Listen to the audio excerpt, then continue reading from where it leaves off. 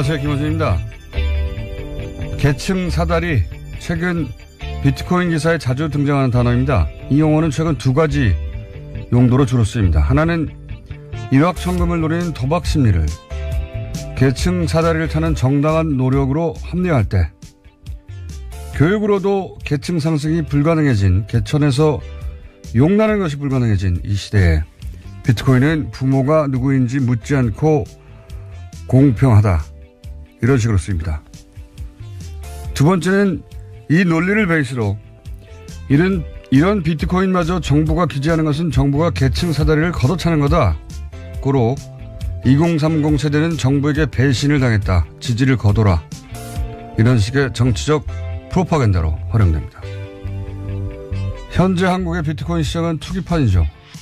이게 계층 사다리면 카지노도 계층 사다리인 겁니다. 카지노도 입장할 때 부모 묻지 않습니다. 그런데 이 정치적 프로파간다는 최근 포털의 댓글, 각종 커뮤니티, SNS에서 대량으로 유통되고 있죠. 거품이 터질 것이 뻔한 이 판에 이런 논리로 이들을 뛰어들도록 부추기고 그 피해를 정부 책임으로 몰아 자신들의 정치적 이득으로 취하는 자들, 남의 피로 자신의 이익에 삼는 자들, 이들을 잡아내야 한다. 김원준 생각이었습니다.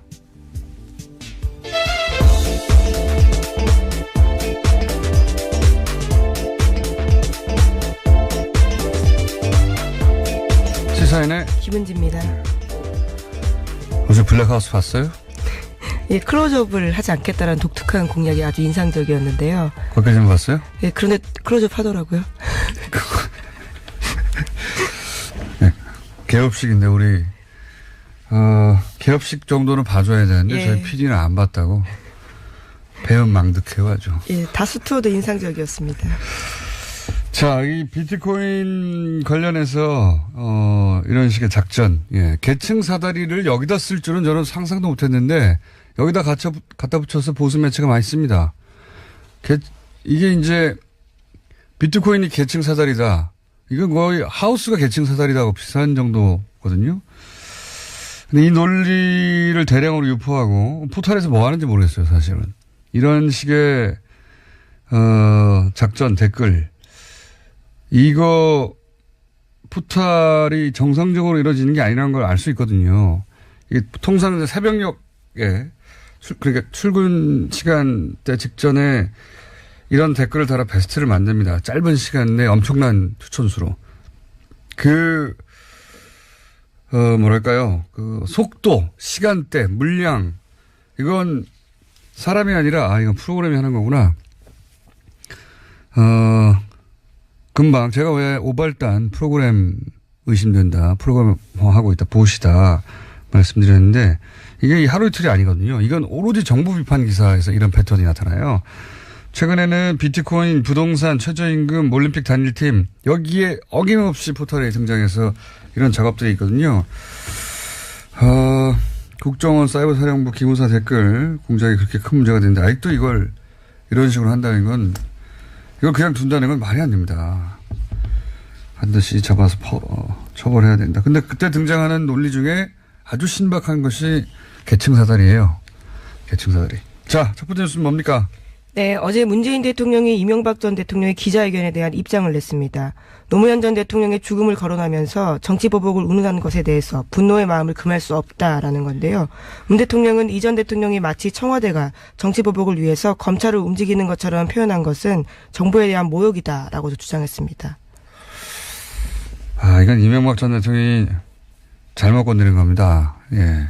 이게 뭐 언론에서 얘기하듯이 노무현 전 대통령을 언급해서 잘못 건드린 게 아니라 그럼 굉장히 얄팍한 무서이고요. 문재인 대통령 스타일상 제일 싫어하는 게 뭐냐면 본인의 그 공적인 행위가 사심에 의해서 이루어졌다, 이렇게 사사로운 사람으로 몰아가는 거예요. 실제 문재인 대통령이 사적인 일과 공적인 일을 구분한 정도는 상상을 초월합니다. 이건 도덕적 결벽증이다, 저는 그렇게 생각하는데 상상을 초월하거든요. 게다가 본인은 그 촛불이 만들어준 대통령이다, 이걸 누구보다 이제 의무로 받아들인 그래서 사사로운 감정 때문에 국가 권력을 움직인다 하면 모욕을 당했다고 생각하고 그럼 내가 지금 국민과 약속을 못 지키는 거로 애초에 사람도 그러한 데다가 타고나길. 게다가 거기에 이제 촛불로 인해 본인이 대통령직에 올랐다고 생각하는 의무감까지 있는데 이걸 노무현 전 대통령 때문에 그런 사사로운 감정 때문에 하는 거 아니야? 이렇게 하면 제가 보기에는 이건 잘못 건드려도 한참 잘못 건드려. 자신에 대해서 기본적으로. 거기까지 참을 수 있는데 이 시대에 대해서 또는 망자에 대해서 모두 다 모독하는 거라고 생각하는 거예요. 예. 자유한국당은 물론 이걸로 전설을 치려고 하겠죠. 네, 지금 계속해서 그러고 있습니다. 홍준표 대표는 비서실장 역할을 하면 안 된다라는 식의 이야기까지 하고 있는데요. 자유한국당한테는 좋은 싸움거리예요. 노무현 전 대통령을 이명박 전 대통령이 거론했다는 게. 그리고 측근들도 이걸로 싸울 수 있다고 생각하겠죠. 그거 왜 싸울 게 없거든요, 사실은. 그런데 이명박 전 대통령 자신은 사실은 망했다 싶을 거예요. 이렇게 되면 본인은 전직 대통령으로서 최소한의 예우 조치가 끝장난다. 이거 본능적으로 압니다. 네, 어제 그러한 지적도 했습니다. 대통령을 역임한 분으로서 말해서는 안 될 사법질서 부정이다라고요. 그러니까 이명박 전 대통령이 자기 이익이 무지하게 빠른 사람이라 이건 내가 잘못한 것 같은데 제가 보기에는 본인 입으로 다시는 이 얘기는 안 나올 거라고 봅니다. 주변에서는 막 써먹겠지만 본인은 망했다 싶을 거예요. 어제 얘기했지만 이명박 전 대통령 기자회견은 본인을 위해서는 하지 않는 게 좋았다. 자, 그렇고요. 다음은요. 네, 이명박 전 대통령 측근들은 명백한 정치보복이다라는 주장을 계속해서 하고 있는데요. 김효재 전 청와대 정무수석은 KBS 라디오에 출연해서 집권이란 모든 사정기관의 정보를 다 들여다볼 수 있는 거다. 왜 저희라고 아는 게 없겠냐라는 식으로 으름장을 놨습니다. 김두우 전 청와대 홍보수석도 CBS 라디오에 출연해서 이전 투구 한번 해보겠냐. 그런 부분들은 저희가 공개에 폭로하는 것이 정당하다고 보느냐라고 했지만요. 구체적인 내용은 없었습니다. 구체적인 내용은 없다니까요. 있으면 벌써 했죠. 지금 이 정도까지 코너로 몰렸는데 뭘 지금 두고 봅니까? 곧 있으면 포토라인에 설 정도인데 포토라인에 선 다음에 이거 공개하면 뭐예요. 어쨌든 뭐 전선을 만들어 보려고 노력을 하고 있는데 쉽지 않다. 자, 다음 뉴스는요. 네, 어제 더불어민주당의 원내수석 부대표인 박홍근 의원이 국정원 특수활동비로 이명박 전 대통령의 부인인 김윤옥 여사가 명품을 샀다라고 이야기했습니다. 김희중 전 제1부속실장의 검찰 진술 일부를 확보했다면서 이 같은 내용을 공개한 건데요. 박 의원 쪽은 김 전 실장의 지인으로부터 제보받았다라고 설명했습니다. 하지만 검찰은 아직까지는 구입된 사실은 없다라고 밝혔는데요. 이명박 전 대통령 쪽은 박홍근 의원을 명예훼손 혐의로 오늘 검찰에 고발하겠다라고 밝혔습니다. 알겠습니다. 예, 요건 저희가 박홍근 의원 인터뷰를 3부인가요? 4부인가요? 하여튼 마련해뒀기 때문에 그때 직접 들어보기로 하겠는데 특활비로 명품을 구매했다면 그건 큰 문제죠. 예, 그건 뭐 양상이 달라지는 이야기입니다. 근데 그냥 단순한 명품 구매 이야기면 제가 할 게 많습니다. 네, 아주 많아요. 예. 할까요, 말까요? 예를 들어서 이제 대통령 순방 때, 뭐, 파리나, 예, 자세한 얘기는 제가 드릴 수가 없고, 때가 되면 말씀드리겠고, 파리나 워싱턴, 정확하게는 미국에서는 버지니아죠. 예. 유럽에서는 파리고, 거기 이제 유명한 브랜드들이 여러 개 있지만 그중에서 특히 사랑하는 브랜드가 있어요. 예. 김영 여사가. 그래서 그 브랜드를 그 가게 문을 닫고 쇼핑했다는 이야기는 아주 유명한 이야기입니다. 재임 시절에 그런가요? 재임 네, 시절입니다. 예. 재임 시절에. 예.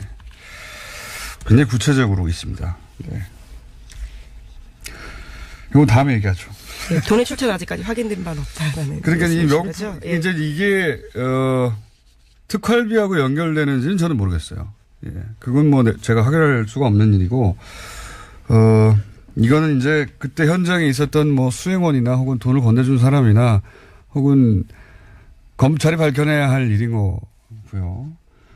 그리고 김민중 전 실장의 지인이 들었다면 김유정 전 실장은 알고 있을지 모르겠지만 그 얘기를 나와서 하진 않을 것 같고요. 그렇죠? 인터뷰도 하지 않고 계시고. 하지만 재임 기간 중에 그냥 명품 구매 얘기라면 제가 아는 바가 좀 많다. 예. 다음은요. 네, 이명박 정부 시절의 특수활동비 사용 관련해서 또 다른 보도가 나왔습니다. 어제 저녁 TV조선 보도인데요. 이명박 정부 시절 내곡동 사저 논란으로 특검까지 갔던 사건이 있었습니다. 이 사건이 이번 이명박 정부의 특수활동비 사용 논란에 재조명됐는데요. 검찰이 이 내곡동 사저 부지 매입에 들어간 11억 원 2천만 원 가운데 6억 원이 국정원 특활비였다라는 진술을 확보했다라고 합니다. 이 또한 김희중 당시 제1부속실장의 진술이라고 합니다. 이거는 이제 양상이 전혀 다른 이야기죠. 예. 이거는, 그러니까 지금 국정원 특활비를 사적으로 이용했다.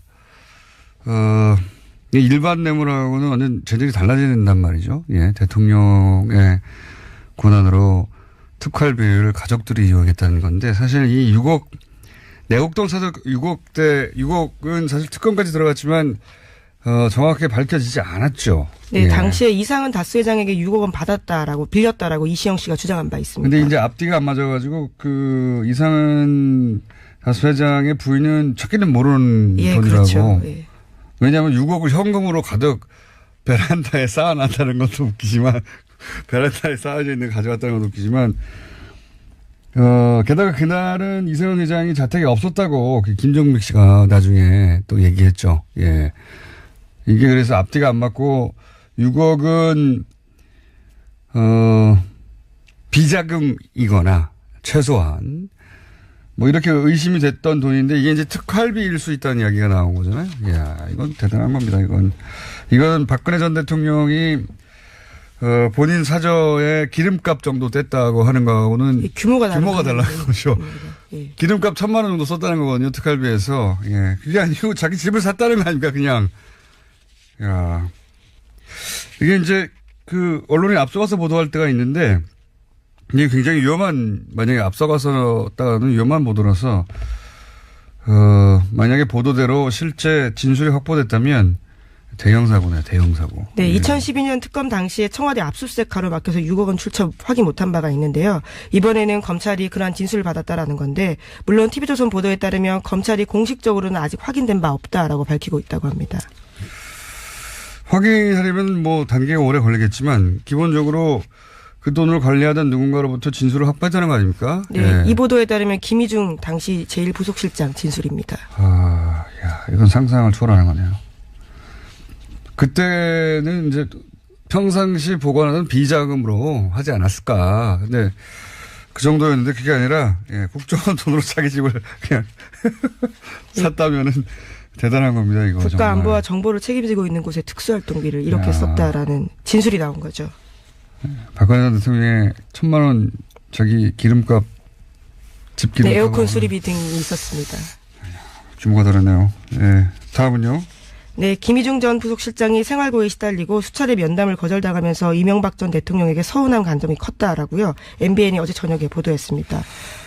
요거는 저희가 잠시 후에 사실은 김희중이란 이름을 검색어로 올린 장본인이죠. 예. 정두현 의원 직접 출연해서 자세히 한번 관련해서 제가 물어보기로 하겠습니다.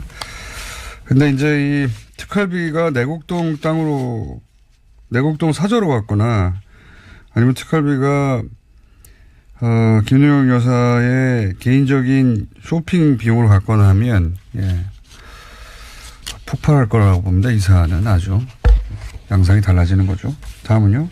네, 특활비 사용과 관련된 뉴스가 하나 더 있습니다. 이명박 정부 시절 국정원 특수활동비가 민간인 사찰을 무마하는 데도 쓰였다는 증언을 전해드린 바가 있는데요. 관련해서 자금 전달에 관여한 국정원과 청와대 인사들이 검찰 조사 받았습니다. 관련된 진술이 경향신문에 오늘 아침 나왔는데 지시를 받고 돈을 전달만 했을 뿐이다라고 모두 이야기하고 있다고 합니다. 그러니까 이 사건 전체를 지휘한 윗선을 밝히는데 검찰 수사에 초점이 모아지고 있는데 가장 윗선은 아무래도 이명박 전 대통령으로밖에 할 수 없다라는 겁니다. 너무 당연한 거죠. 왜냐하면은 모경만 국정원 기조실장이 이 정도 액수를 마음대로 할 수 없기 때문에 원세훈 국정원장의 지시를 받았을 것이고, 그리고 지금 민정 민정비서관, 이걸 단순히 할 수 있었겠습니까? 이건 뭐, 당연히, 최소한 민정수석의 지시를 받았을 것이고, 뭐, 액수나 이걸로 봐서는, 민정수석은 비서실장 아래고, 비서실장은 대통령 아래고, 예. 네, 보고 체계가 그렇게 되어 있습니다. 당연히, 근데 대통령, 원세훈 원장을 민정수석이 마음대로 할 수는 없고, 비서실장도 마음대로 할 수 없고, 대통령만 지시를 할 수 있으니까요. 이건 뭐 대통령한테 물을 수밖에 없는 사안인 겁니다. 네. 그러니까 특활비로 가장 먼저 후토라인에 쓸 수 있을 것 같습니다. 지금 진척으로 봐서는. 다음 수는요? 네, 어제 다스 전직 임원의 제주도 땅에 대한 실소유죄 의혹을 전해드린 바가 있는데요. 그런데 제주도만이 아니라 충남 천안에도 같은 방식의 부동산이 있다고 JTBC가 보도했습니다. 다스 임원들이 공동 명의로 부동산을 샀는데요. 또 이들이 땅을 보러 다닐 때 이명박 전 대통령이 함께 있었다라는 증언도 나왔다고 합니다. 착취가 나오는군요. 예. JTBC가 이런 데 강합니다. 예. 기초조사에서 전문 용어로 뽕을 뽑는다고 하죠. 왜냐하면은 이런 이야기는 예전부터 있었어요. 정말 오래된 이야기예요, 이거. 이 부동산, 삼양부동산 전국에 널렸다고 이명박 전 대통령, 그리고 실제 이명박 전 대통령이 그 부동산을 살 때 왔다는 이야기가 진짜 많이 나왔었거든요. 2007년부터. 근데 그걸 제대로 보도해서 이 땅이라고 특정해서 알려준 언론이 이때까지 없었다는 게 너무 이상합니다. 자, JTBC가 이명박 전 대통령의 차명 부동산을 샅샅이 뒤지고 있다는 얘기죠. 앞으로 더 나올 수도 있겠습니다.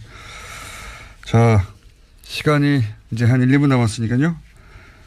제목 정도로 훑고 지나가 볼까요? 네. 네, 시민단체 참여연대가 시민 1000여 명과 함께 이명박 전 대통령을 한국과 아랍에미리트의 비밀군사협정과 관련한 직무유기 혐의로 고발했습니다.